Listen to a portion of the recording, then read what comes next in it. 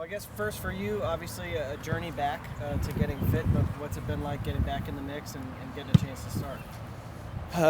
Yeah, quite the journey to get back, but it feels great. Like I said, I think after the Atlanta game, it's just so much different, being isolated in the gym, and then being with the group. They were having so much fun, and now it's great to be out there enjoying them and playing soccer with all of them, for sure. What's the process like for you of staying mentally sharp and plugged in with what's going on and making sure you're up to date on everything? I would say just staying mentally tuned in to, what's going on with them, like how they're playing, and just tactically, making sure I'm extra focused in the meetings that we have, just so I can stay, up to date. Since I was in the gym and all that stuff, you don't see what's going on on the field. So if I can focus when we have film sessions and stuff like that, and then when I'm watching from home and like actually reading books actually makes me stay mentally in tune with everything. Okay. I'm always curious about this. Like, are you aware that you're the assist leader in club history, and how much do you care? Like every time you're delivering a cross in, that you're the assist leader.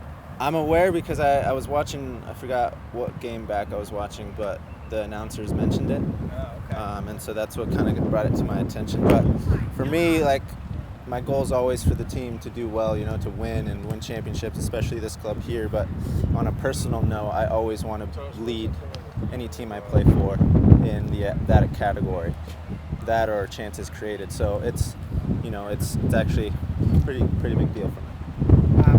Talk to us about tomorrow night. What are you anticipating? What have you seen on film? So we've seen a very good side where they've changed a little bit of how they play from the beginning of the season till now.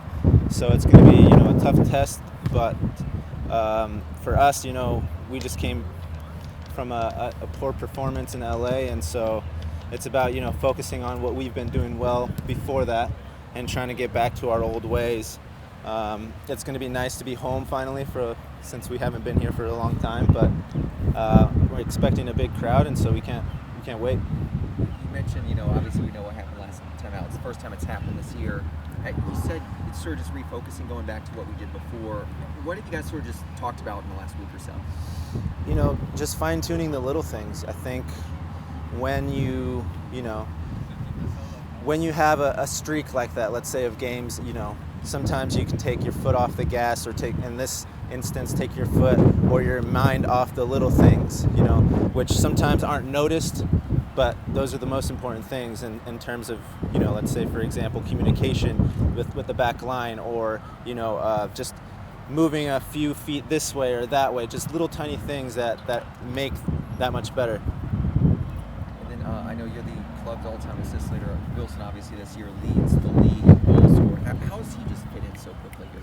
Wilson's great. I mean, it's been actually really fun, even though it sucks being injured, but it's been really fun to watch from up above. Like I watch from kind of where you guys are, the press upstairs, and so it's really cool to see from up there because you can see everyone's movement, what's going on in the game, and this guy's movement is great.